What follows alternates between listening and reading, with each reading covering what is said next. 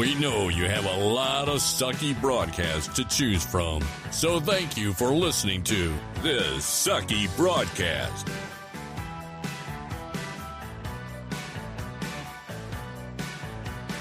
And now, here's Bradley Laberman.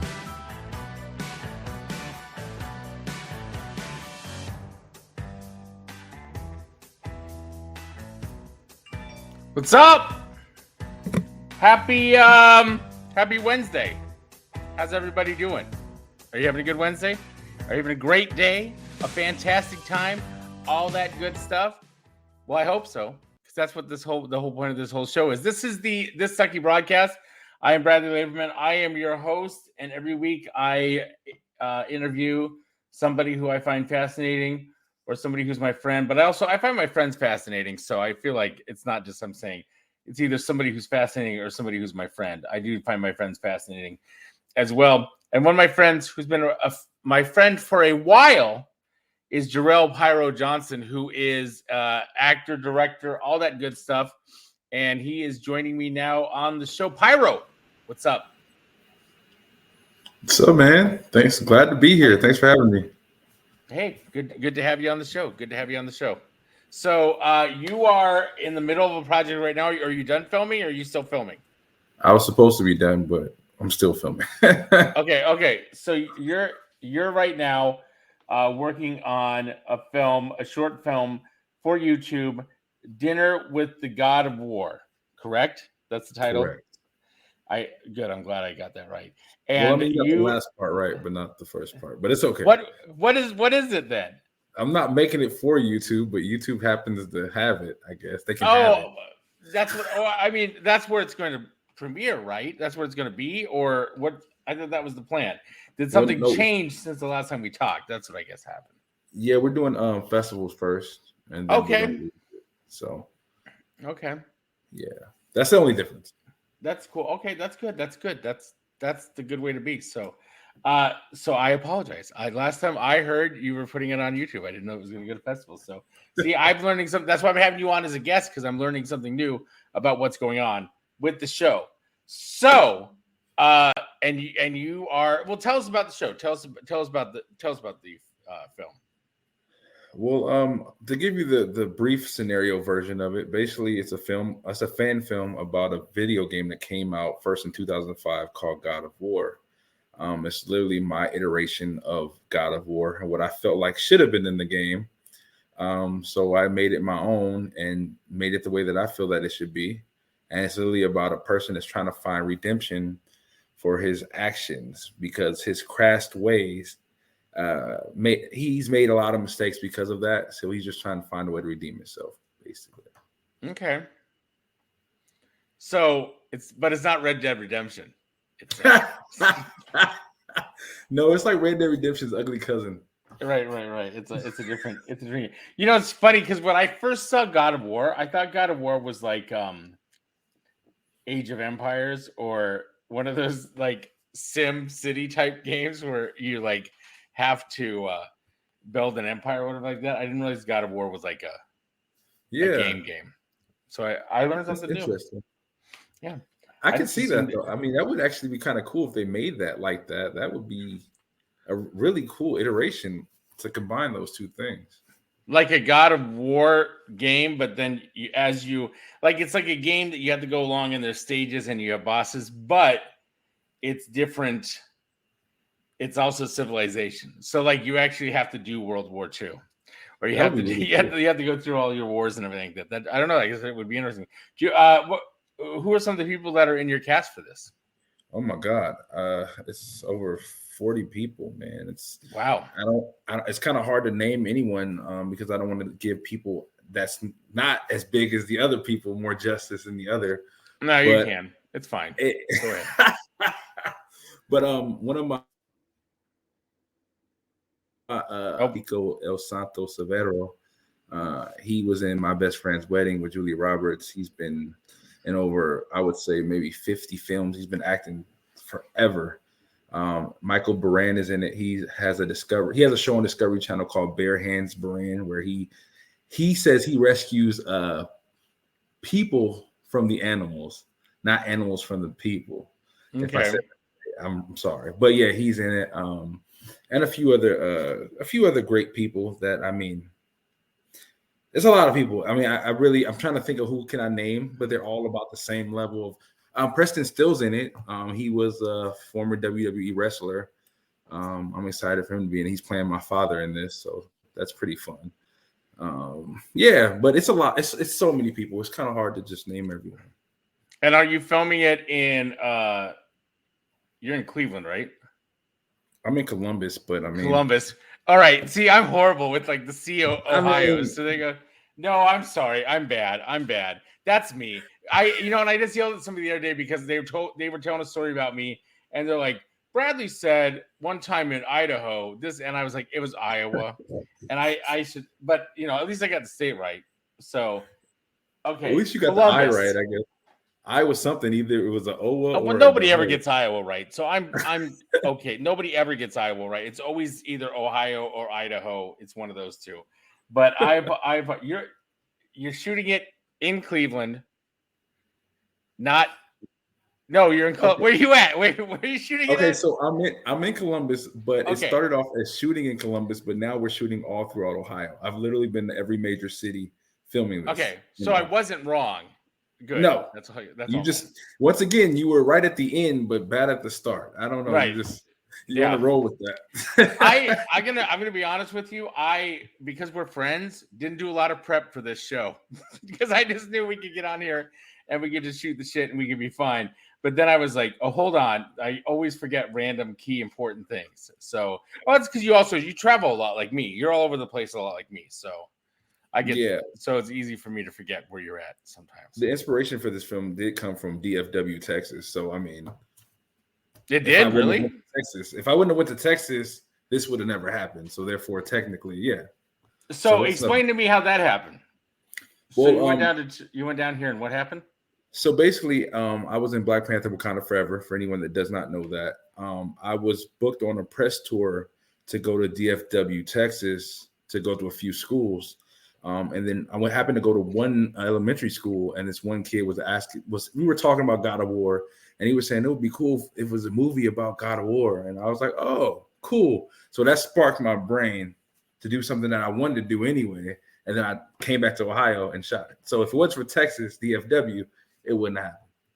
Yeah, I'm going to tell you right now, because somebody actually, Jeremy, who I worked with on the Bradman film, he was asking me how Texas was going. And I'm like, Texas has really like cleared my brain creatively. And I think it's a very good inspirational place. And they're apparently opening up some studio filming place in Fort Worth that's going to be rival what's going on in Atlanta. So I've heard that. One of my publicist people, he's not, I don't want to say he's a part of it, but he knows a few people that are a part of bringing filming to DFW, Texas. So yeah, that's awesome. Right.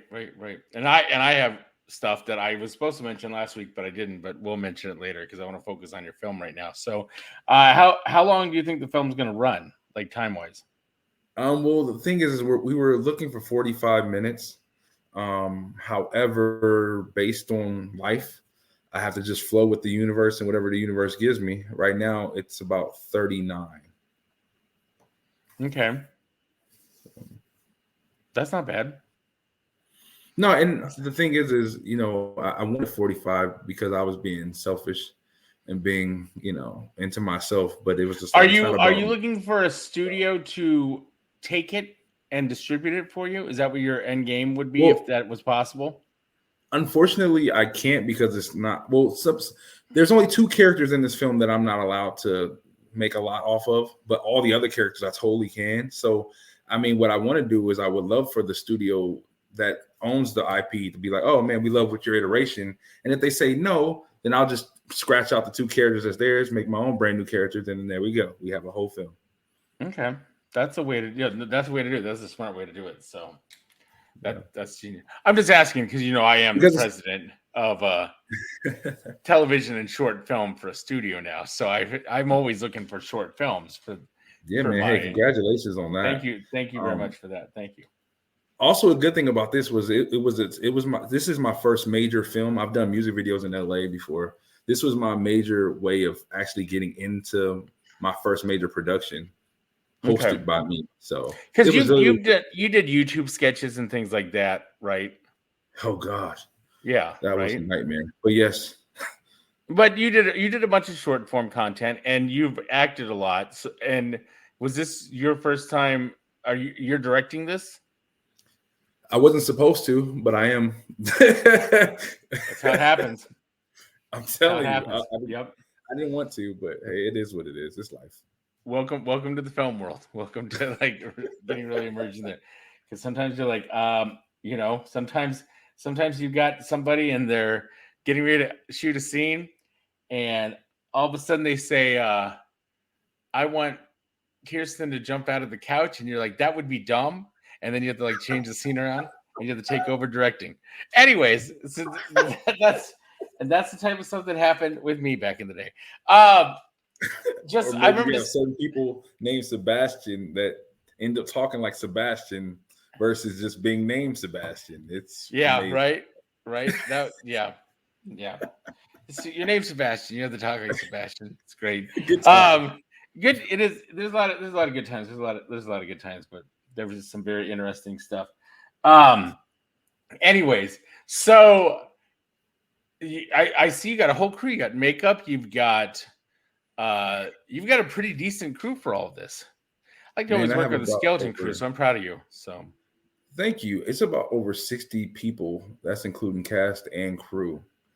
And I mean, they've all literally stepped up to the plate. And the thing is, people say, well, what do you look for? I say, I just hire people that do everything better than I do. As long as you can hire people that do things better than you, you'll have an awesome group of people. Yeah. You've got to be able to admit that they can be better than you too. I think that's very important, because I think in the early stages, it's like, I want to do everything. And then you start to realize, nope, I can have other people write this stuff and I can oversee it, and I can make somebody else in charge of head writing, and I can still have my input and write underneath them and be ready to get something vetoed if they didn't like what I wrote or something like that. But I think it's important that, because I like to get in there and direct and act, but lately I've just been like, you know what? I just want to direct. I just want to like shoot some stuff. And if I can find somebody else to direct, that would be great. But you have to be ready to step in if somebody's crazy. So that happens. Yeah. Right.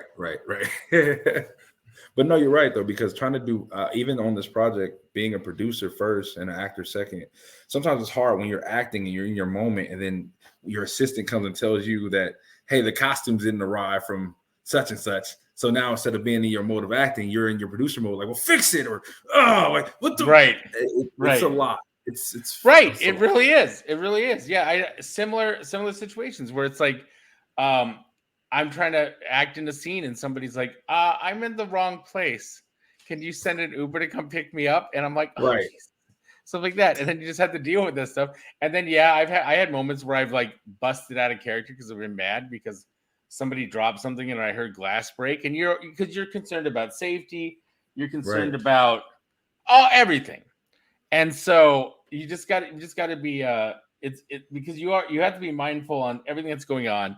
But at the same time, you have to be in character. Yes. Also, you didn't write this, right? Somebody else wrote it, or you helped write it, or what was the point with that? It's my story, but I didn't write it. It was written by Nicole Barber, is her name. She's an awesome writer. It was just my story, so I literally just said, "This is what I want to show," and she literally expanded, one of those words upon what the story was, and we got magic. That's great. Because I'm not a writer. The thing is, I know, like I said, I know how to admit when I'm not good at something.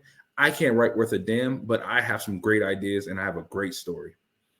Yeah, that's good. As long as you can like put together a treatment or something like that, then if somebody else can write it for you, that's the key too. And again, good for you for being able to admit when you can and can't do something. That's important. Yeah. No, I suck. That's why I belong here.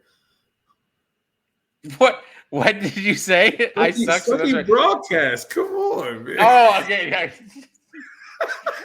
I suck. That's why I belong on this podcast. Well, hold on a second. I've got to take a moment though, and I've got to get organized here because I have to read off. I have a new sponsor for the show. Nice. Okay. And I got to find the information. Hold on one sec. Because I wasn't ready for this.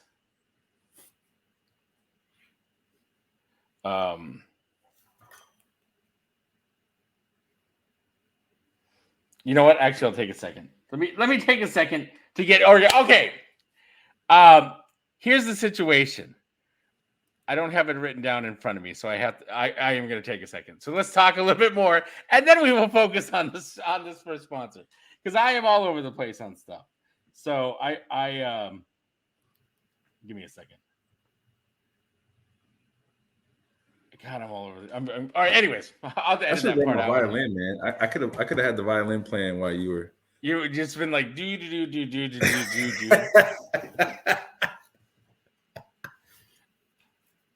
Do. No, I well, but here's what I want you to do. Here's what I want you to do. Do you need any help with anything still? Are you still looking for any sort of funding or anything like that? Is there anything else you have? Make a plea right now because somebody's laughing. And that gives me a second to find this piece of paper right here.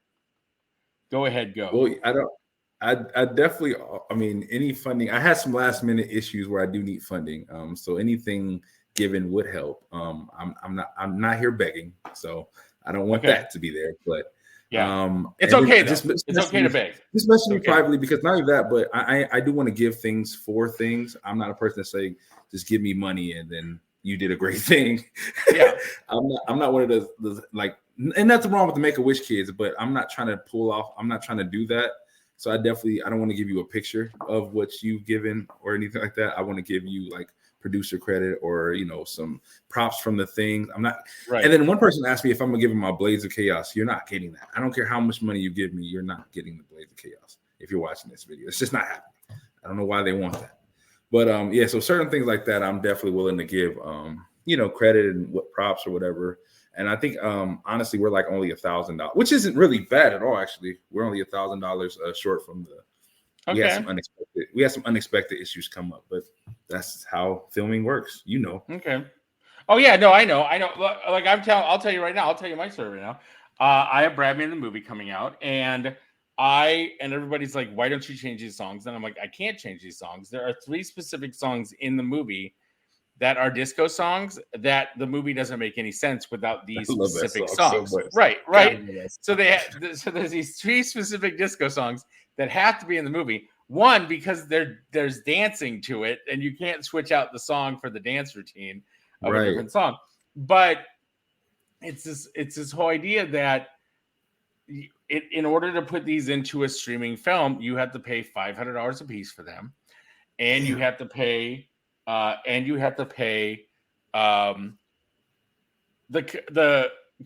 here's where I'm not going to go crazy. Okay, Pyro. Here's where I'm not going to go crazy. I'm using cover versions of the songs. Okay. Like I'm doing Disco Inferno is one of the songs. I'll use that for an example.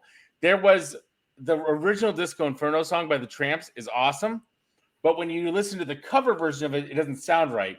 But there's a cover version of the Tina Turner version of Disco Inferno. Rest in peace. Tina Turner passed away today. But there's a Tina Turner version of it but when you do the cover version of it, it sounds more like the Tramps version of because it's just the way how it starts, the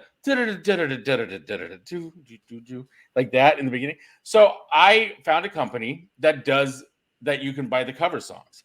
So you can buy the instrumentals. What you do is you give them the money and they give you the instrumentals, they give you the notes. So you can either use their recorded band singing, you can sing it over their cover music, or you can take the sheet music and have your band perform it themselves. At one point we had 6 songs in the movie, and I was going to do my own rendition of Garth Brooks Standing Outside the Fire.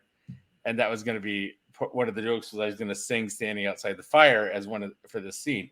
But then I changed my mind and said, nope, we can just there's a lot of country music that I have that's free to use that I'm going to use instead. So there's only 3 songs that I had to put in there. But when you have somebody who says, I'll back you on this. And then that person says, you know what? No, I'm not going to back you on this. Then that's interesting. When that falls through, you just have to deal. So I'm supposed to have that finalized in the next week and a half. And then it takes 10 days for distribution. So we're looking at, I put June 17th to be on the safe side, but nice. There we go. And I use I use a company that should put it out on. It should end up like on Hulu and Tubi and Amazon and all these other places. So nice. Should be a good time to go. So good distribution. Definitely. And the cool thing about your film is it's your own IP. So you are definitely getting your own, I was concerned about a few things because of one of the villains being Disco Inferno, but then we changed the name to Disco Inferno, and that kind of like changes a little bit. Cheats that out a little bit. But then also just in general, like when we were shooting, we shot a scene with a Bud Light, and now I don't want it in there, but we shot a scene with the Bud Light sign up there. Before all the Dylan stuff happened, we shot it with this Bud Light sign up in there. And so I was on Twitter and I was just like, hey, Bud Light, here's what it looks like. I don't want to digitally take it out. Can I keep it in? And you don't have to get permission. Here's a tip of the day for like people who are shooting stuff, because I know when we were shooting Rideshare, there was this concern about using the Tavi sign and stuff like that. As long as you're not taking this Diet Coke bottle, so it's Diet Coke bottles in the scene, okay? As long as you're not taking this Diet Coke bottle and ramming it up somebody's butt or doing something that you shouldn't be doing with this Coke bottle, other than like drinking it or using it as a Coke bottle, then the company can't complain, because it would be general idea that yes, that would be there, because it'd be common sense that there would be Diet Coke on the table at dinner or whatever. Now, so what most companies will do would change the names because they want you to be like, no, it's not going to say Diet Coke unless you give us money to say Diet Coke. And that's product placement too. But I mean, it's up to you. Do you want to do product placement? Do you not want to deal around with it? All we did was like turn around cereal boxes and stuff like that. So I just turned around all the food boxes in my house when we were shooting so that you didn't see any of the labels. Or when you'd open the fridge, it wouldn't be, unless somebody gave us money, then you'd see that label. So yeah, that's smart. I mean, hey, if it works. Yeah. There is so you found it?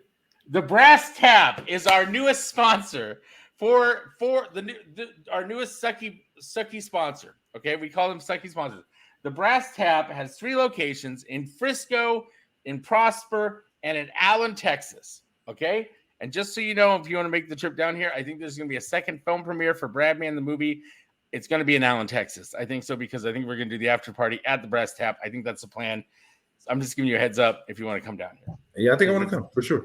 Good times will be had. I'm going to send out the invitation. Be like, if anybody wants to come down to Allen, Texas, or come down to Texas, here we go. Because it's only a 12-hour drive if you drive down from Chicago, everybody. So they are the newest sponsor. They have 3 different locations, and here's the deal: great place to go to eat, drink, be merry, have a good time. Great locations, great, just beautiful locations. But here's the deal: if you go in and you mention the podcast, you get a free appetizer. Really? You get an appetizer on us. Now, Jason didn't specify what appetizer, so I just want to check because I'm going through all the information right now, and I'm saying, I love appetizers, especially free. Yeah. Oh, I think they're having trivia tonight. Oh yeah, they're having trivia. There's trivia tonight. That's what he said. He saw me on Facebook. Okay. Anyways, so it says if any guest comes to any of the 3 locations and says they heard the podcast, this Sucky podcast, they will get a free appetizer on the house. So he didn't specify what the appetizer was. I mean, it has to be on the menu, of course. But I'm telling you, that's our newest sponsor, the Brass Tap, 3 locations, Frisco, Prosper, and Allen, Texas. And I am looking at the near future to do a couple episodes from the Brass Tap. I'll be streaming from there. And I know they can handle it because they have great internet, because I've heard radio stations streaming from there. But I am planning on soon doing an episode from one of these locations. So good times will be had by all. That'd be cool. Like a live show. That'd be cool. A live show. Yeah, like this. This is live. I mean, it'll be the same thing. It'll be a live. But yeah, we'll have touch you while you talk. Like you could be talking, and they could put their finger in your mouth. Yeah, people could put their fingers in my mouth while I'm talking. Is that what you just said? People could put their fingers in my mouth while I'm talking. I could be like, and that's how stuff. You know what though? I should have put my finger in my mouth because I just touched my phone. So, and that's gross. So, yes, please check out the Brass Tap. 3 locations, Frisco, Prosper, and Allen. Or Allen, Frisco, and Prosper, if we say them in alphabetical order. Check them out. Sucky sponsor. Love them to death. How far is Allen from the DFW airport? Why are you asking me geographical questions? Hey, Siri, how far is Allen from the DFW airport?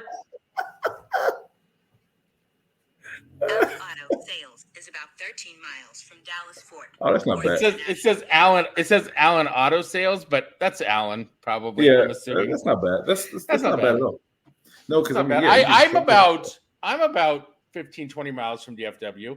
I'm about 30 minutes from Dallas Love. I always like to be by the airports. So yeah, I'm in Arlington.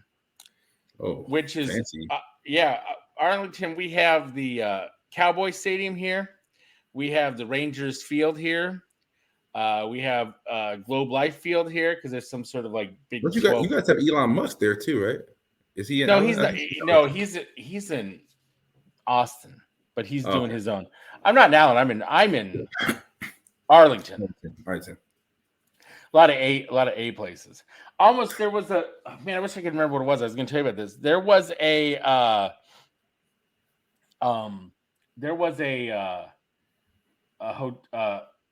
ghost town that was for sale. How much do you think this ghost town was for sale for? Ghost town? There was a ghost town for sale that you could buy in Texas. 100,000. Okay. But that's for the entire city. That's for the entire little town. Wow. That's not bad, right? And it was some sort of like escape resort or something like that. But they started it before COVID, and then COVID made them lose business, and they were like, wow. I just want to retire now. And these guys weren't from America, and they're like, we just want to retire. So we'll sell it for 100,000. They said 100,000, or we will negotiate or take best offer depending on your idea. Wow. So I thought about this idea where people could have robots that they have sex with. No, I'm just kidding. That's the plot for Westworld. I was saying that was my joke. Sorry. You were looking at me like you didn't know the plot of Westworld. And then I was like, wait, I don't want you to think that's my original idea. So, everything's recycled in this world. Why not? I think like a fun like City Slickers type curly like ranch type thing would be a fun way to use that. But there was also like the only way you could go down and look at the place during the open house was you had to sign a waiver because there's poisonous snakes, scorpions, and some other animal that can kill you. That was down there. That. So like as soon as you enter, everyone has to sign a hold harmless. Like, and they said cell phone was patchy and Wi-Fi was patchy, but I think Wi-Fi you could get fixed up right away. Because have you heard about have we ever had this conversation about fake houses? Fake homes? Houses? No. I watched this YouTube video, and it was this girl, and it was the most fascinating thing I ever saw, and ever since then I've just been obsessed with it. This girl was on YouTube, and she's talking about that she found out about fake homes. And I should know this term because I was a realtor, but I didn't know this term, but I love this term now all the time. Do you know what a NIMBY is? A NIMBY? No. A NIMBY is somebody who says, not in my backyard. That's like a neighbor, like somebody who lives in a neighborhood who's like, not in my backyard. So, when you drive through a neighborhood and you see like a fenced area and there's transformers in there and it's like a big electrical looking thing or whatever, and it says high voltage and all this other stuff. Mm-hmm. There are some neighborhoods where they've built a fake house over top of it, and everything's enclosed in the house. And what they do is they model the house to look like other houses in the neighborhood so it blends in, but you can tell if you get close enough that it's not a real house. And the neighbors all know it's a fake house, But what's interesting is that when enough people start to move out and move in and all stuff, then somebody who's not been there from the beginning might not know it's a real house, like not realize it's a fake house. Wow. But this is also the case for if you're in New York City. There's sometimes there's a building where an alley should be. There's a building there, and that building, if you fly overhead or you Google map it, you can see it doesn't have a ceiling because it's a subway vent. It looks like a building. It's got like fake window. The best example is the building that they use for Men in Black. I always thought the Men in Black building was a real building, but I realize now it's a giant subway vent. Really? Yes, and I didn't realize that was part of the joke, was that it looked like it was actually a giant fake building, and it was actually housing the Men in Black, and that's so. Now when I go watch that movie, that's all I'm gonna think of now. Well, and here's the other thing I learned: 90% of church steeples in America are actually cell phone towers, and that's the one that blows me away the most. Is that people have what companies have done is companies have done and say, hey, we know you want to redo your church steeple. You don't want the bell anymore. You want like speakers in it, and you're going to do like a electronic system. We'll give you the money to do that if we can put a cell phone tower in your steeple. That is smart. Then I'm like, but then these churches go to their members and they're like, oh, we want to build a new steeple. Can you give us $10,000 to build a new steeple? And then they raise money. But in reality, they've already got the money from the cell phone company to do it. So they're double dipping in there. It sounds like a crowdfunding campaign. Anyways, it is. That's all it is. It's all crowdfunding. But you want to be an associate producer in my church steeple? It was funny. It was funny because I told you I joined Neva Studios, and we were having a meeting about this film that we're shooting in Scotland. Which, by the way, hey, got to go to Scotland, right? That's some cool stuff because right now the studios are in Scotland, but then he's moving over here, and then we're going to be focused in the Midwest, so we'll be in the Ohio area and all that stuff. So that'll be good for everybody who I know.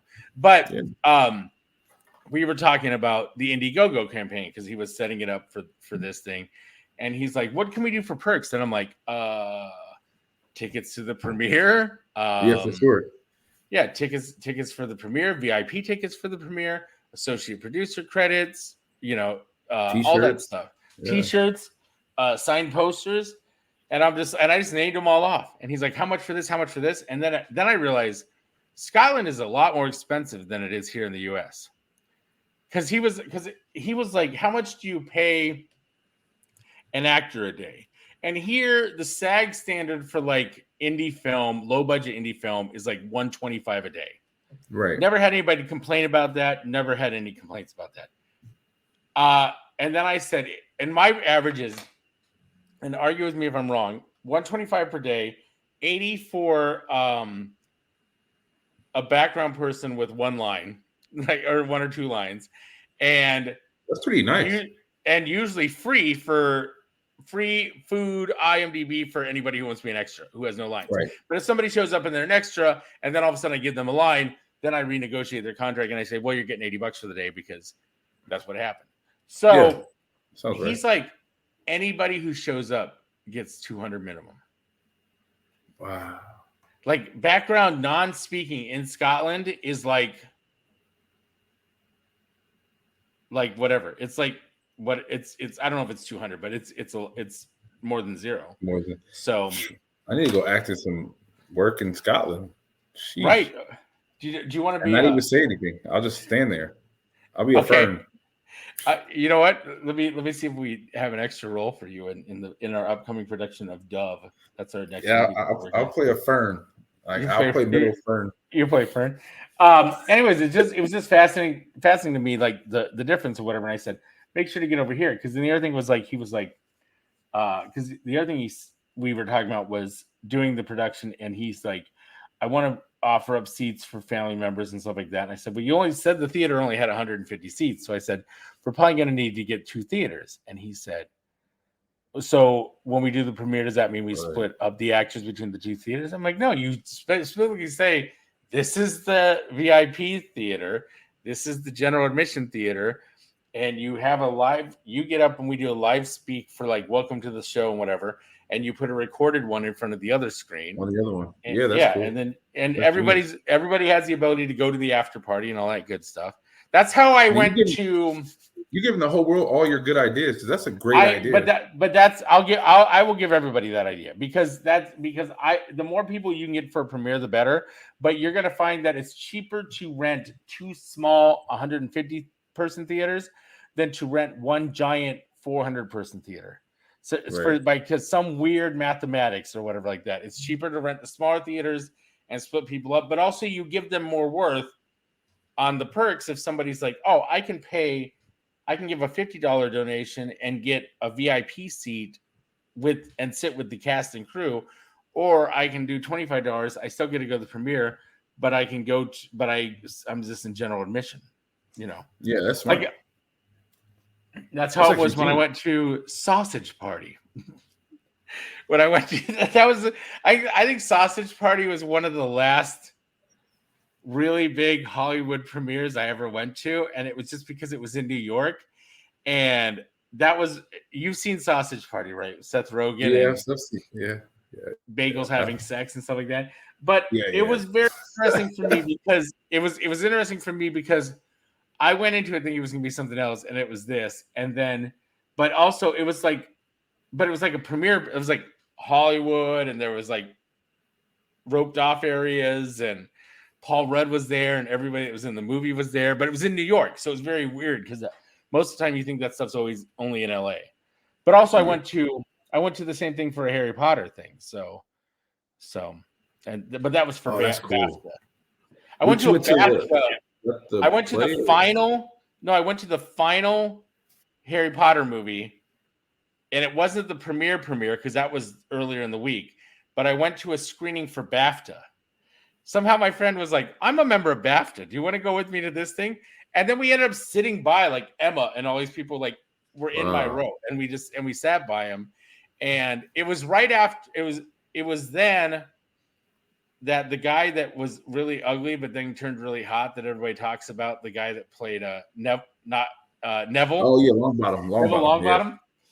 So the only other story I have from that is I'm in Malibu. I had moved to California. I was hanging out with this guy, Jason Horton. We were in Malibu because we had done some sort of Periscope meetup thing in 2015. I call an Uber to go home. And I have my little dog with me at the time. And we get an Uber, and it's a convertible. It's like a BMW convertible, which I'm like, oh, this is cool. So then we pick up this girl in a bikini, which I'm like, this is cool. This is some good stuff. And Charlie, and she's still a friend of mine, which is funny because she's still like my friend. We pick up this girl, Charlie. She's from England, and was doing a holiday across the U.S. And because she was working for Disney or something like that, and then she got done here. And so we're in this thing. She's playing with my dog and all sorts of stuff. We're having a good time. And right before we get to her location is when she decides to tell us that she used to date the guy that played Neville Longbottom. Wow. And I'm like, that is how you start a conversation with strangers. That's great. How you start a conversation. Yeah, that's exactly how you start a conversation with it or whatever. And she's like, oh yeah, we went out, and then I got bored with him, and then we broke up. Oh, good times. Great times. Yeah, good times. Good times. Always good times. Hey, let me ask you this. You've been into like, how many states have you been in now? Like, I feel like you are literally have like the most international traveler ever. What's funny is we were talking about Scotland, and I'm like, oh, you know what? I have to get a passport because I've never been out of the country. And so I was like, oh, I have to get a passport. Which another tip, once you get a passport, you'll probably be in every country. I know, right? I think that's what's been keeping me from going everywhere is that I don't have a passport. Because if I don't have a passport, I'll try to figure out how to like move to another country. So not very many. Iowa. I lived in Iowa for most of my life. New York City. I lived in New York City for about 6 years. Minneapolis. I lived in Minneapolis for half a year. Salt Lake City. I lived in Salt Lake City for like 4 months. Chicago for 3 years. Los Angeles for 6 years. That's really, I mean, Alabama for like a semester, because I did a semester in Alabama in Montgomery. But That's crazy. I don't know. Yeah. And then down here in Texas. And somebody said, where are you going to go after Texas? And I go, I'll probably just stay in Texas. I'll probably just, if I decided to move out of Dallas Fort Worth for some reason, and the only reason right now that would make me move out of this area is it rains all the time. All the time. Yep. All the time. All the time. It's always raining. That's what I hated about LA. I hate LA because I hate LA in the winter because it rained. I could deal with snow. I like snow. I can deal with snow. I can't deal with rain because you get swamp foot, all this stuff. But out there too, every Thursday, yeah. What? They also can't drive in the rain out there either. No, they can't drive in the rain out here either. So here or there or in LA or anywhere. So, but I can. So I get frustrated because there you go. I just get frustrated with it. But no, I have lived all different places. Now, the tip I'm going to give you, here's the other tip I'm going to give somebody. If you find yourself in a situation where you have to get a passport quickly, you can, because somebody was like, you know what, getting a passport right now is hard because everything's backed up. And I'm like, it's not, because you can reach out to your congressperson and you can say, hey, I've got a job in Scotland on this date and I have to get a passport by this date. Can you help me expedite it? And your congressperson can expedite your passports for you. And I almost did that because I was going to go down to Colombia to get teeth work done. And it was right before I decided to move out of Chicago. And the person from the office, from Chicago's, the senator's office, was like, send us over the thing that says you've got the dentist appointment set up, and then we will expedite your passport. So that's amazing. There you go. There's the other tip of the day. Huh. I'm just here to provide tips and information to what I can. You got, look at these people. These people are like saying, I did you know I can do this? What can Dex you do? was like, what's up? Do you see it? Look at the screen. Do you see what's on the screen right now? See right here? Oh, that's cool. Yeah, see, I didn't. Oh, this is something I haven't. Yeah, so Laura, there you go. she lives with this. Somebody, this Irish just said, LMAO Jarrell trying to give people ideas. I think it's important. I think that was for the. I don't know what that was for. It was earlier on. But I think, though, what I do want to say about that is I think that, and that was been me in the past, is like I've been very quiet about stuff. I've been very much like, I don't want to talk about things because I want to keep them to myself. But now I'm like, no, I want to help other people create content, because the more content we start to create outside of Hollywood, the better chance we have of just killing off Hollywood. It's on the edge. It's on the edge of dying anyways. It really is. Yeah, it needs to be like what they're doing to MCU for one. Like some of this stuff just needs to just go. It's time. Okay, you know what? I disagree with you. I think MCU is doing great. Really? What do you not like about MCU? Let's have a conversation. Well, you know what? I guess it's just getting real corny. As it goes down the list, it's starting to get, because I mean that whole, and I think my major beef was how they did MODOK and Ant-Man. I think that was the straw that broke the camel's back. It was the most laziest writing ever. Okay, here's where I disagree. Because the other version, did you see the Patton Oswalt MODOK series that was on? I love that. That was hilarious. And I like that too. But that was quirky and dumb and whatever too. And even MODOK in the Avengers video game was a different take on MODOK too. Different. I don't know if you saw the MODOK, if you played the Avengers video game, whatever. MODOK is a tricky character. I personally liked the way they did MODOK, but the other thing is I like now, because there's this whole multiverse thing, is they can always be like, oh no, there's another MODOK from another universe. And see, now it just seems like it's just a cop out now. Now it's like, oh well, it's a multiverse. So just like they have to. Yeah. They have to when Jonathan Majors is strangling people. They got to be ready to be like, and I think they've already planned on bringing in a different person to be the new Kang. I saw that. Because I saw something when they were talking about that. Or then I also saw something where they said, well, Kang was never supposed to be the big bad for this thing because there was going to be a bigger person. And I'm like, okay, well, that doesn't make any sense because Kang was pretty big. Yeah. Because you've got a whole movie called Kang the Dynasty, right? Yeah. Kang Dynasty or whatever it is. So I don't know. And you got Secret Wars. I mean, I think it's going to start to get good. I think that implementing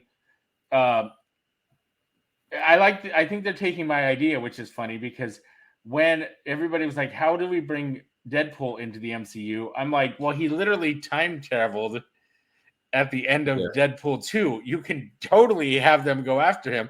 And I think that's what they're planning on doing. It's really funny because they're planning on doing a version of Deadpool kills the Fox. MCU. No, the Fox MCU. That's hilarious. And that's funny. I had that comic book, and I'm like, it's funny how that was a comic book, but he might be the one that actually saves the MCU instead of kills it. Well, I mean, I think he's going to kill the Fox universe. So then it's dead and it's gone. It's out of the way. But the other thing I wish they would really lean into and bring in is Gwenpool, because Gwenpool's great. They need to bring in Gwenpool, and they need to bring in AT&T girl who's going to be Squirrel Girl. They need to figure out how to get her back into the mix because she's hot and she needs to be Squirrel Girl. Just because she's hot, she needs to be a Squirrel Girl. I love it. She's a really funny comedian. I've done stand up with her. She's great.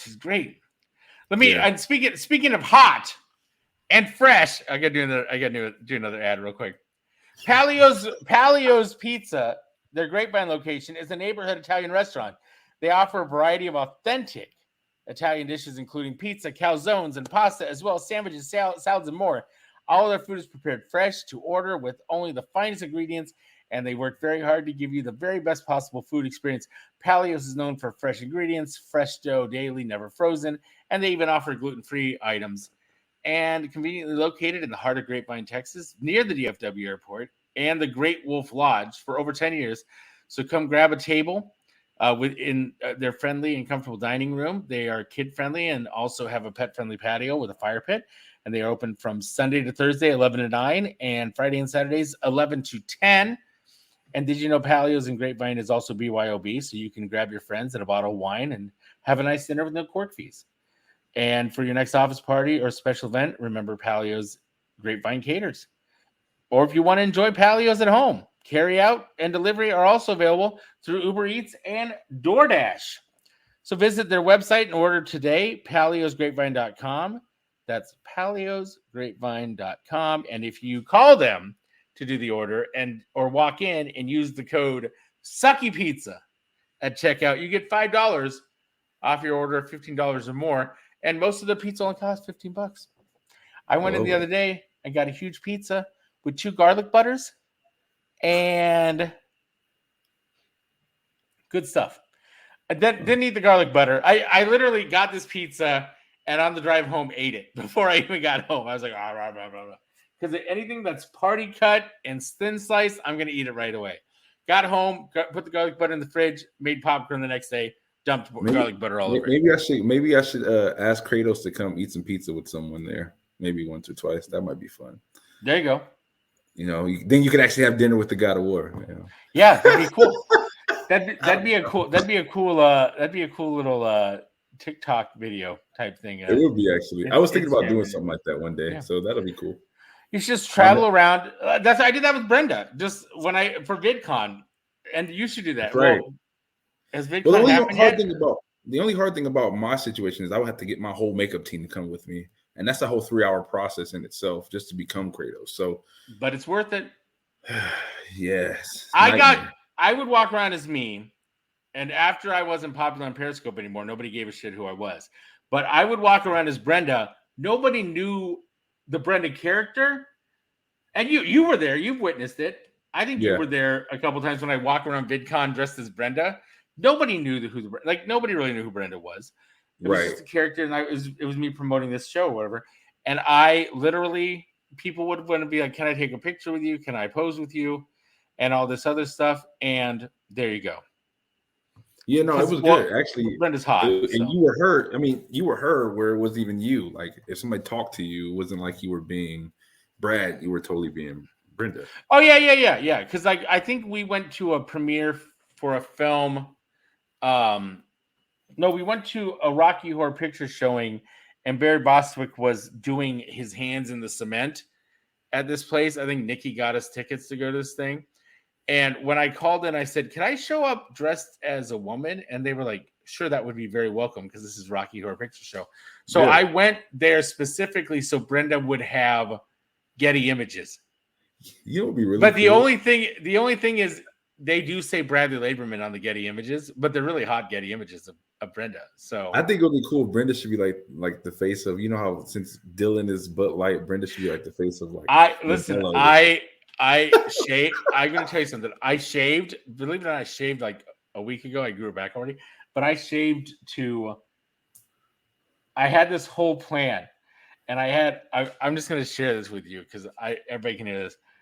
Kristen, who wrote on the show for Zeta, I called her up and I said, I want to do a show where Brenda and Kirsten have moved to Texas because they're trying to turn the state blue. And because Brenda and Kirsten were very hardcore liberals in the show. I know you could tell by how they were racist. But anyways, they would so the idea was that Brenda was going to be this high-end social media influencer.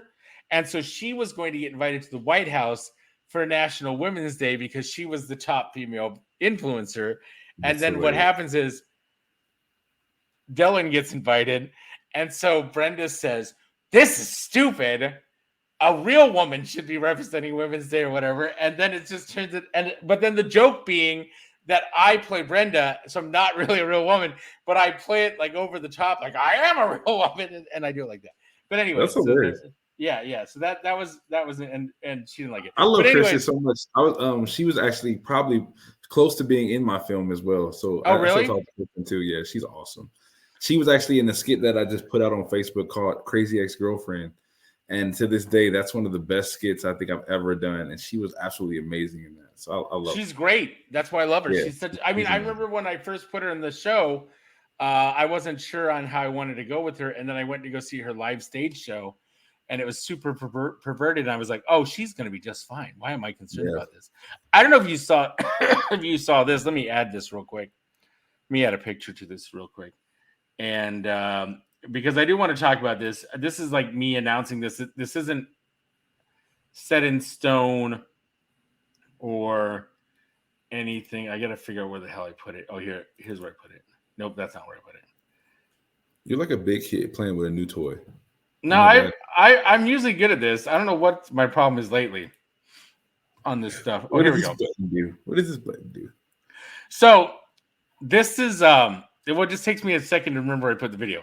So I think you saw this on. I don't know why it's taking forever to load. It's not that big of a file. Oh, here we go. I think you saw this on Facebook, right? So I am rebooting Chunky Zeta, but I am rebooting it with actual. I love that. But I'm rebooting it with Brenda being played by an actual woman instead of me playing Brenda. I'm rebooting it as a woman playing Brenda, and it's going to be more in the style of like Riverside, or like there was a storyline that was happening in Chunky Zeta that was going to start to get really dark and really like mysterious and stuff like that, and then we got rid of the show. But I want to go back through. I want to recycle some stuff, keep some of the death and all that stuff in there, and make it a little bit darker. And yeah, and I'll probably just step in and play the Dean. That's my plan, or something like that. So, but it's easier for me to direct. But but also who's the Dean? GS was the Dean in the last one, right? Was that GS? Yes. GS was the dean early on, and then George stepped in, and he was the dean later on in the series because GS did not want to be the dean. GS did not want to be on camera. We put GS on camera, and nobody was like, "Hey, the dean looks different from season 1 to season 2." Nobody ever said anything, but it was good to go. But I see a lot of the plot staying the same and stuff like that. So, but I was talking to her and I said, I would like you to be the head writer on this. So we're in negotiations for that right now. I think she's going to do it. So here we go. I love that. Congrats. I'm saying it. I'm putting in this, and plus I have to get it approved. Even though I am president of television and short film, I still have to get it approved by the rest of the people on the team. I don't think that's going to be a problem because everybody was already a fan of the original Zeta series, which helps out tremendously. I was very happy when I went in for this job. I said, he had posted it, and I said, I'm very interested in doing this. And he said, I have a president of television. I have a president of short film position. Which one appeals to you more? And I said, why don't you just combine them? Because a lot of the short films will end up in they're all going to the same place. Right. I mean, shooting a short film is about the same as shooting a TV series, because I can shoot a TV series in 14 to 20 days if I do it right. I can shoot a short film in about the same time. It's pretty much the same thing. A short film is just literally a TV series is just a short film. Well, not really. Right. It's a long film, but it's a little bit easier. So I said, want to do both, and then once it gets overwhelming, then we'll put in a vice president for each position, and then we'll do it that way. So here I am, superintendent labor. Superintendent president. What do you call me superintendent for? Because you're over both presidents technically. If you put a vice president over each one. No, if I'm the president, and then you have too many little vice presidents, and then I don't know how it all works. I don't know how it all works. I don't know how it all works. Are you still on the platform? Wait. So let's go back to this. So let's go back and talk about Dinner with the God of War again. Mm-hmm. Okay. So you're gonna put that into different film festivals. So do you have a projection of when you're gonna start doing the festivals? We should be done with editing and everything by November. Okay. So it'll probably be starting for January. Oh, okay. There's one down here that I can get you into. So. Oh, I would love that. Yeah. And I have a few Texas actors that would love that too. Okay. So. You have some of your actors in Texas from Texas that are some of your actors that are in the movie from Texas? Yep. Oh. Texas, Florida, LA, Ohio, of course, Atlanta. Okay. St. Louis, Kentucky. Yeah. Chicago. That's awesome. That's great. That's good. Boston, That's New York. Okay, I get it. Quit showing off. Okay. Pyro, geez. I get it. You got a lot of people from a lot of different places. Damn. Man. Okay. Greece. Okay. Yeah. I already met your Greece guy. I already met your Greece guy. I was gonna send him over a video because somebody sent me a video last night of little people dancing to Greece. Dancing to Summer Nights. And I was like, what is this? Why are these little people dressed like the I don't know if they'd be called the T-birds, the T-ball birds, because they're little. That's funny. Yeah. I was trying to think of so is this like Grease Spot? Instead of my favorite thing, I was gonna tell you guys this. My favorite content on the web is whenever Brad Williams or one of these short people, one of these little people will do a thing where they'll either have a giant bottle of Fireball and then they'll hand it to the girl, and then the girl picks it up and it's one of the shot glasses of Fireball. And he's like, here's enough Fireball for us. And then he hands it over to her and the girl picks up. And then from her perspective, it's like one of the little shot glasses of Fireball. Those are funny. And also whenever they do something where it's like, I'm going to jump in the pool. And then they superimpose, instead of the splash, it just goes, Wow. Hey, who's I'm- Thomas Collins? He asked the question. I'm looking on the YouTube. There's a Hold comment on. there. I got to go back. I got to go back over here. Oh, that's the private chat.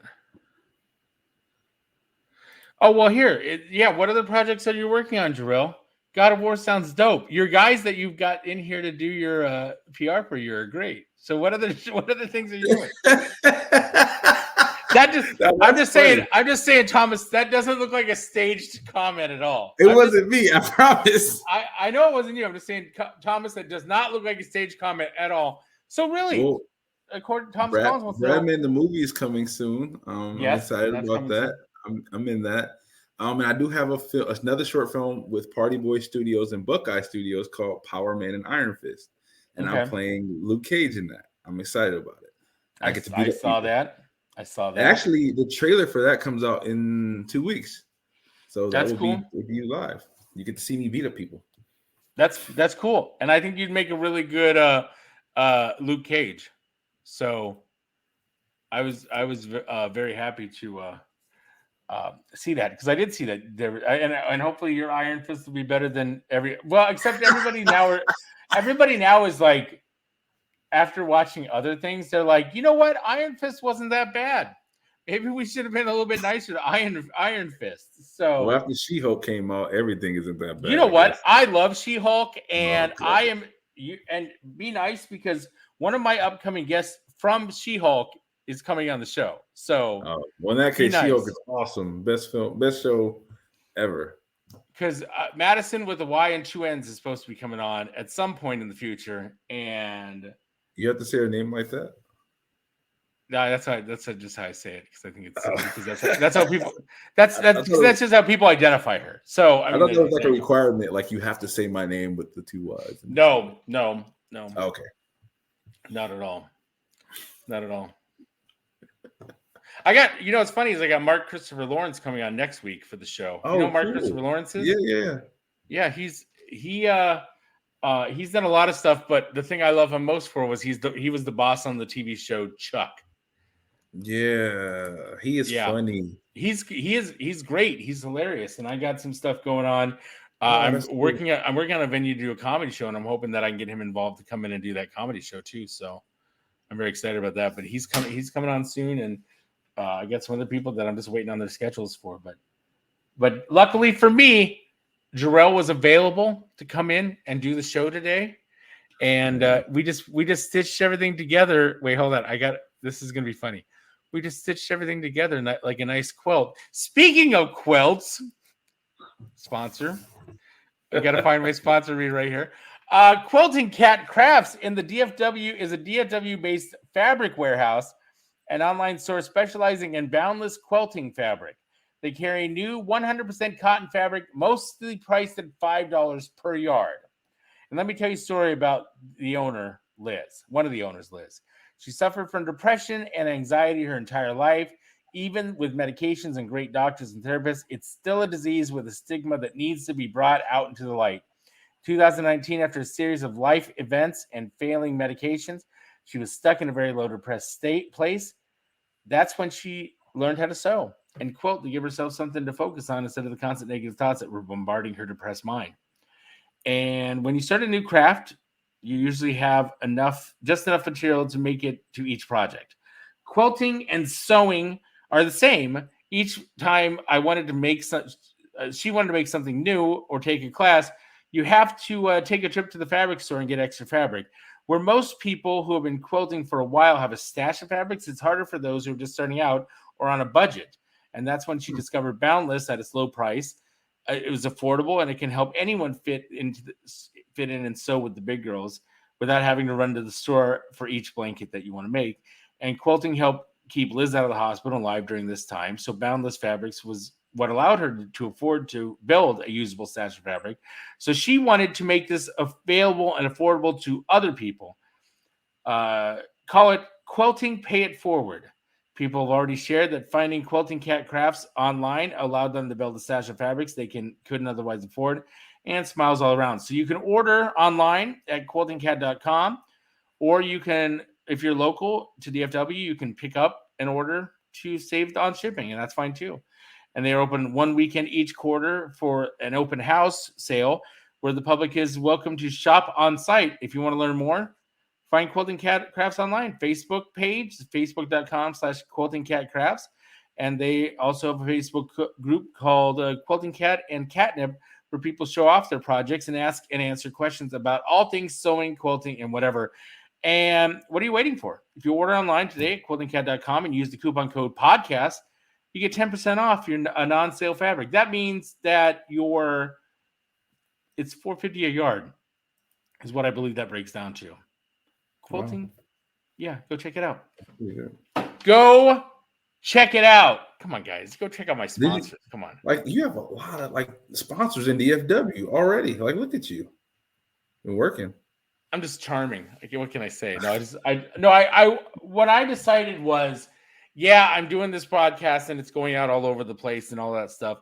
But at the same time, I like to once or twice a month focus on a local celebrity, a local person. But at the same time, I wanted to keep all of the fabric and all the why are you sending me messages? Oh, that was just you saying okay like an hour ago. It just popped up for some reason. I wanted to keep it local. I wanted to keep it to a situation where I could help out small businesses in the community. I'm not saying that Brass Taps is a small business in the community, but I'm just saying people in the community want to support and want to be a part of it and enjoy the stuff that I'm doing. And that's it. That's Texas, dude. That is Texas in a nutshell. I show up in Texas, and all of a sudden I have friends and businesses and people, business owners and people in the community. And it's also because I joined this radio station community, and they're fantastic. And I listen to them, and there's just a lot of people that listen to this radio station. I met a lot of people when I was Ubering and all that stuff. I've decided not to Uber and Lyft anymore. I've been doing a lot more of because I've been working on my other projects now. But also, I've been doing Shipped on the side because that's easier and more fun to do. Just go around and shop for people. Good time. Yeah, that's cool. So it's so easy. Just I'm going to go into Target and get this stuff, and then I'm going to leave. And you just go up to the front desk and say, "Hey, here's my app," and they're like, "Okay, bag it over there." Good stuff. That's cool. I couldn't do that. I would be so depressed and buying people nice stuff that I can't even buy for myself. I'm like, damn it. Okay, you think you're depressed, and here's the other thing about it too was I'm just going to tell everybody this because you can have my Shipped coupon code, my Shipped sign-up code if you guys want it. I will be honest with you. When I was first doing it, when I was doing Lyft, I was doing like $20-$30 an hour, right? And I'm like, okay. So I would go and I would do Shipped and I would get like $15 an hour. And I'd be like, oh, this sucks. I'm only getting $15 an hour. Then all of a sudden, I would realize, no, I'm getting paid for doing the delivery. I haven't gotten tipped yet. Most of the stuff I'm getting is like $300 worth of groceries. So somebody does 10% on $300, that's $30. Even if they don't do $30. So all of a sudden I'm like, I did like a $9 thing and I'm like, oh, whatever. And they're like, congratulations, you got a $20 tip on a $9 delivery. Wow. And I'm like, damn, just made $30. And that's what, and then I was like, this is what it was like when I lived in LA and I did DoorDash. I did Postmates in LA, and I decided to do it only in Beverly Hills. Right. Because I would always get food from the Beverly Hills restaurant, from the Beverly Hills hotel, and I would go in and they'd be like, I'd be 2 salads, and they'd be like, okay, that's $150. And they like swipe, and then you go back, and then you drop off the food, and they'd be like, oh, I'm sorry, you went to the wrong garage. That's the service garage. You need to come to the garage that we use. It's the second garage. That garage is just for cars that are visiting us, not for us. And I'm like, genius. Okay, yeah, I might have to look into that. Well, all I'm saying is this is for you. This is for anybody. All I'm saying for you is, anybody who says they can't fund a film is crazy, because you can go on, if you can't get the money from donations and from contributions and things like that, then you can go out and you can do Uber and Lyft or anything like that. Don't do Uber and Lyft, because there's this new thing on TikTok where there's this new trend to give everybody 1 star on when you're driving with them. Yeah, there's this whole thing. And so I was getting these bad reviews on Lyft, and I'm like, there's nothing wrong with my car or whatever. I'm like, what's going on? Tell me. And Lyft was like, we can't tell you why you got the bad review because of privacy purposes. And I'm like, then how am I supposed to fix whatever the problem is? So then I just decided to do delivery. And also selling merchandise. Selling merchandise for the show is another way to do it too.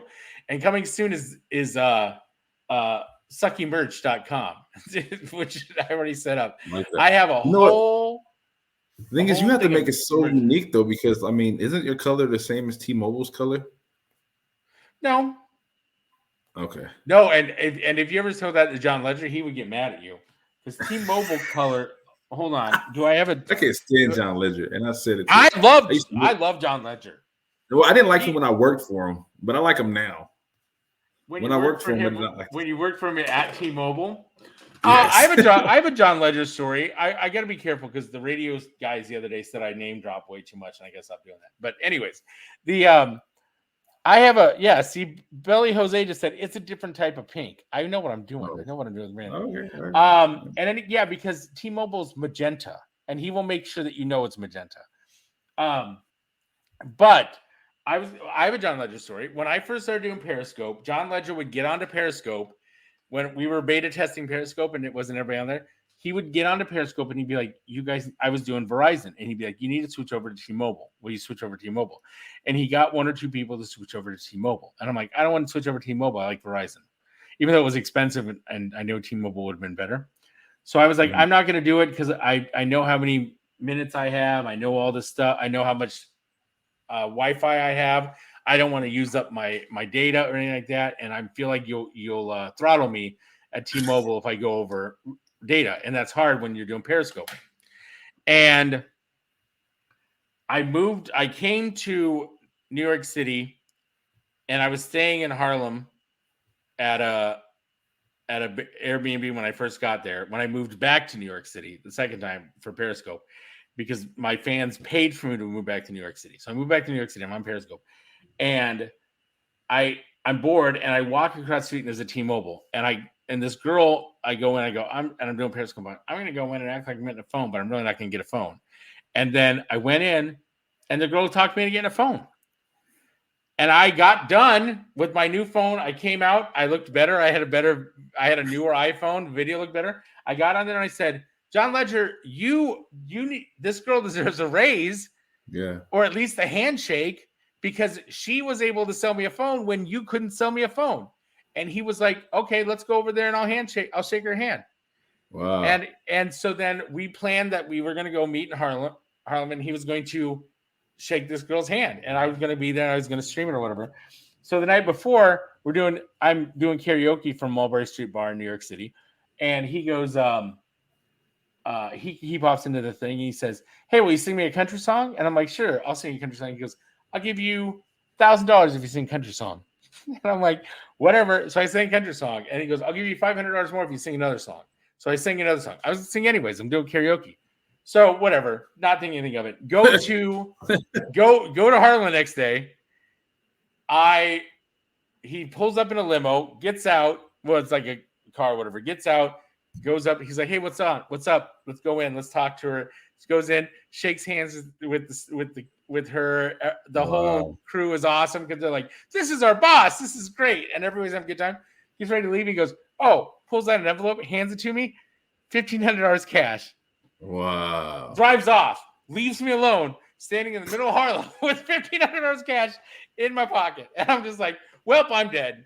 This is the end for me. No, I instantly got a ride, and because somebody on Periscope that I knew was watching me who lived in New York, she's like, "I'll come pick you up." And I'm like, "Thank you." So she comes to pick me up, and then I bought everybody dinner. So it was That's cool that he would even do that though, like shake a lower employee's hand. That's amazing. Well, and that's what I liked about him. And I said, and I think that's what's important. And I was just going to call him out if he wasn't going to do it or whatever, because I didn't think he was really going to do it or whatever. But then he would do it. But I think anytime when I was live streaming, and I think now that I guess all of a sudden I'm back to a little bit more popular on TikTok and stuff like that, or I'm just hopping to it because I'm saying stuff that people hate, and I'm making fun of. I'm just saying things that people hate and that other people love it, and I'm trending. I get this thing all the time. It says, like, I just got this thing on TikTok that said, "Hey, you've been trending so much that we want to give you you can now do subscribers for TikTok lives. And I'm like, sweet. I'm like, I don't believe in you, TikTok, but if you're going to pay me, I'll stay on here until you get shut down. Yeah, for That's how I feel. Yeah, I mean, China already has my data. China's had my data for a very, very, very long time. Back. Yeah, China had my data back from LiveMe. So yeah, China, that's what I was gonna say too. China. I signed up for LiveMe, and they were like, "Oh yeah, get on WeChat and give us all your information." I'm like, "Okay, I will do that because money." And that was it. LiveMe. Yeah, China already like has a clone of me somewhere from because they were like, "We need a blood sample and a stool sample from you too." And I'm like, "Okay, why not?" Are you kidding? For $100 a week? Yeah, let's go. Oh, yeah. LiveMe. I mean, LiveMe was great because we got to go to parties and stuff like that. Oh, yeah, that's something. Yeah, I remember we had some fun. We had some good parties we got to go to. So somebody was asking me that the other day. They said they were talking about parties because I got there's this thing in I think it's called Landmark Tower in Dallas. It's this big tower and it used to spin on the top. The rest of it used to spin. Well, they reopened it, but it doesn't spin anymore because there was somebody got their foot caught in it or something like that. I heard about that. I did hear about that. They reopened it and they announced it on the radio that they're going to reopen it. So I was like, oh, you know what? I'm going to get reservations for it. And so I went to get reservations and it said, you can't get This was in March. They're like, you can't get reservations until May 23rd. So I go, no, I put in 2 reservations that said you can't get reservations till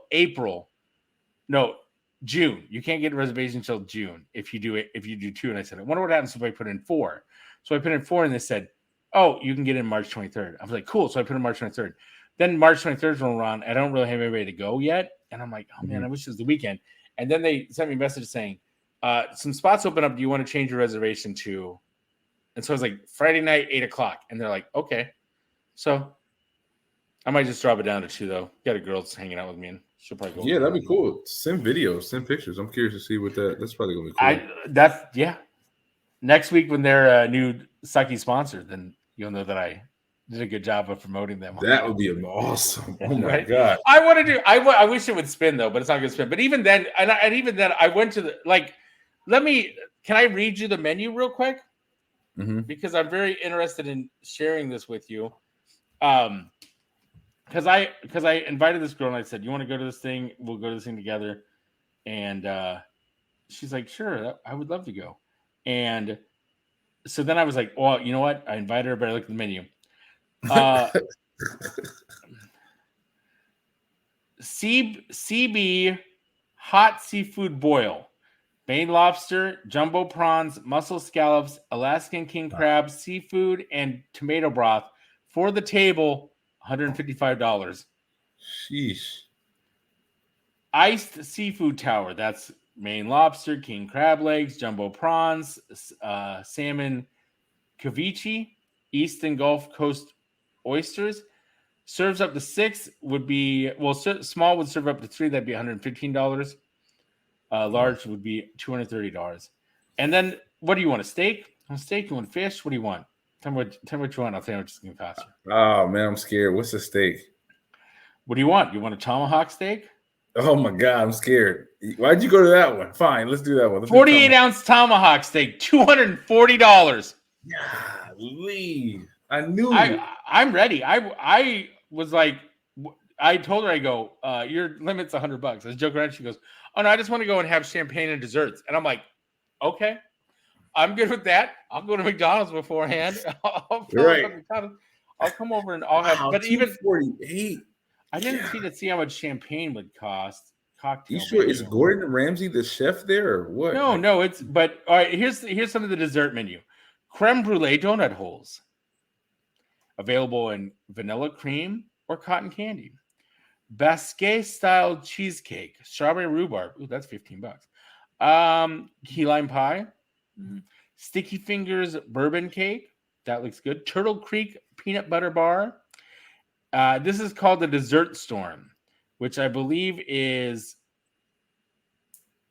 if you order, I'll have a bite. That's what it says. It's beignets, caramel corn and pecans, fruity pebble ice cream cones, cake pops, and cotton candy. Oh yeah, here we go. Coffee. What is? I don't see champagne on the menu. Oh, here we do. It's wait. Here we are. What? What? A shot of Don Julio is no. There's no way it's $23. Come on, Lockwood. That's a No. what? That you just hear me say. $23 for I'm ready, dude. I've earned this. That's gonna be my argument. I have earned this. No, I don't know. What is a champagne? That's something like a $500 night, $600 night easily. Okay, yeah. Here's like a glass of Pinot Grigio is $14. A glass of rosé is $18. That's reasonable. I think that's reasonable. I wonder if she do sake though. Oh, I love hot sake. I love sake too. Sake is a good way to go. Oh, this sake is. Oh no, this sake extra dry is only $40 a bottle. That's not bad. Yeah, okay. I think this is the actual. I can't tell if there's bottles of champagne. Oh, bubbles. Here we go. Dom Perignon Brut, Epernay, 2013. $90. That's not bad. That's not bad at all, actually. I can't tell if this is. Oh no, this is by the glass.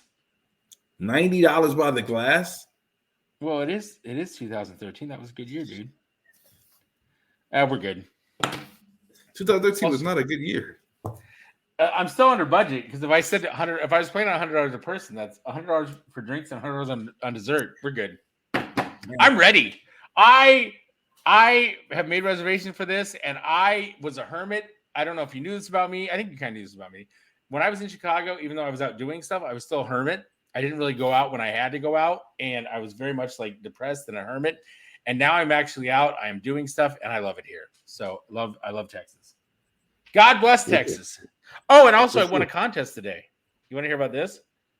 Mm-hmm. I was in a singing contest today, and it's been going on for the past 3 weeks. There's one more week of it. And the grand prize is a $10,000 engagement ring. Now, I don't need an engagement ring, but I wanted to give the ring to my mother as for her Mother's Day / not Mother's, like belated Mother Days, but her birthday and anniversaries coming up in June. So that's nice. They had us sing every week. And so I won this week. So I'm in the drawing. So then next week there's one other person, which means I have a 25% chance of winning a $10,000 engagement ring. That's cool. But the other prize is, I don't know if there's gonna be another. I think even for entering, you got like a gift certificate for the place or whatever is what they were telling me. So, but I did it twice, and I'm like, wait, do I get 2 gift certificates? I did twice. I'm like, yeah, I guess so because you did it twice. So I'm like, cool.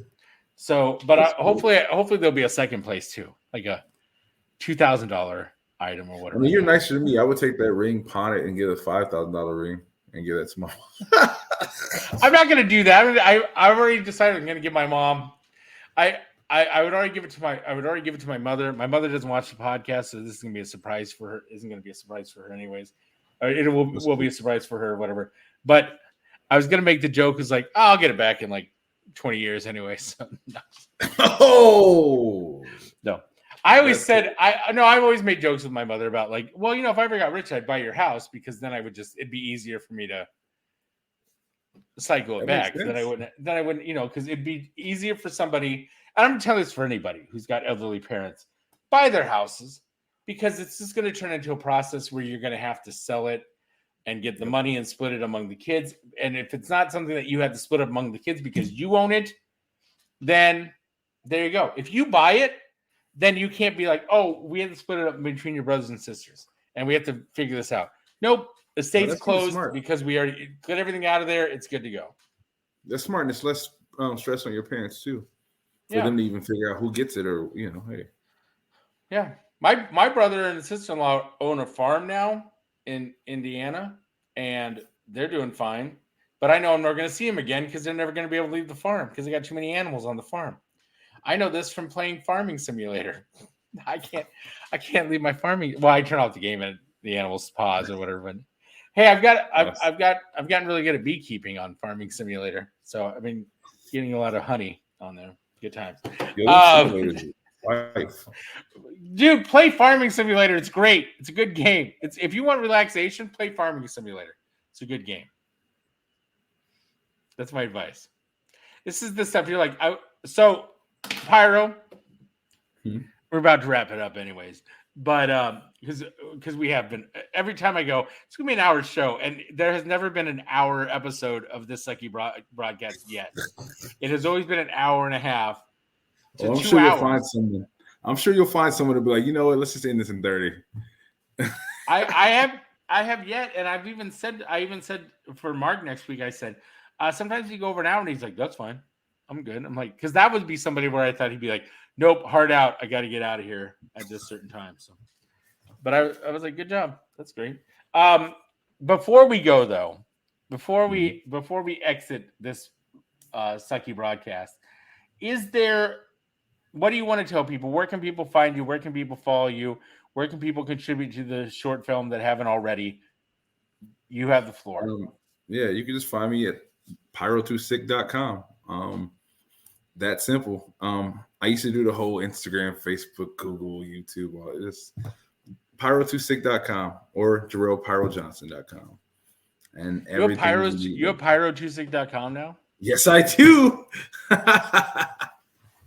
Actually, you know how I even came with Pyro2sick in the first place? I know we have to go, but no, really you're fine. How do you do it? Everyone asked me that question, like, where does Pyro2sick come from? So I had a PlayStation back in the day, and before, when you used to make a username, you used to have a name with all these numbers and letters because it had to be unique. So I didn't want to have it. What if I just make Pyro, put a number, that way it does the numbers, and I'd say, I don't know, it was cool. I don't know, it was dope. And sick was like cool back then. It's not that cool now. Yeah. But yeah. I was like, Pyro2sick. And it's been my PlayStation name from like 2002. And it literally just now has been on everything. It just works for everything. Like everything that you need to add a number to, it's there already. Yeah. So. No, I there's a lot of like famous TikTokers and YouTubers who had weird ass names.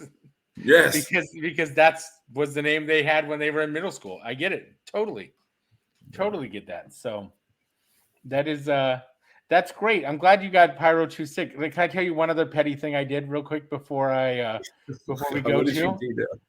I did something really petty the other day. So I have Bradman.tv, right? So there was this kid, and you can vouch for me. I feel like you can vouch for me on this because we've known each other long enough. There was this kid, and he was talking about he was using transgender stuff to get a bunch of views. He was on there like saying, he's like saying stuff. And so I get on there and he goes, and he keeps muting me because every time I'm trying to talk, he mutes me or whatever. And he goes, you don't know how to do TikTok. You don't know how to do a live show. And I go, excuse me? I know how to do a live show. I've been doing live shows before you were even born, dude. I was like, and I said, I was one of the pioneers of live streaming. Like I was one of the first people that actually was live streaming out there. And he's like, yeah, sure you were. And I go, no, I really was. You should use Google sometimes. So I was like, I know more about you on all of this stuff. So his username, I'll give him a shout out because apparently he's popular or whatever, is Parker Get a Job. That's his name on thing, right? And the guy gets on there, and I was telling him about this, my friend of mine, Aria Scarelli, and how she was against because lesbians were getting I don't want to get into too much political stuff, but lesbians are just getting offended because of like stuff. Anyways, and he goes, you don't know how lesbians think. I know how lesbians think because my sister's a lesbian. That's what he said to me. That's what this little rotten little kid said to me.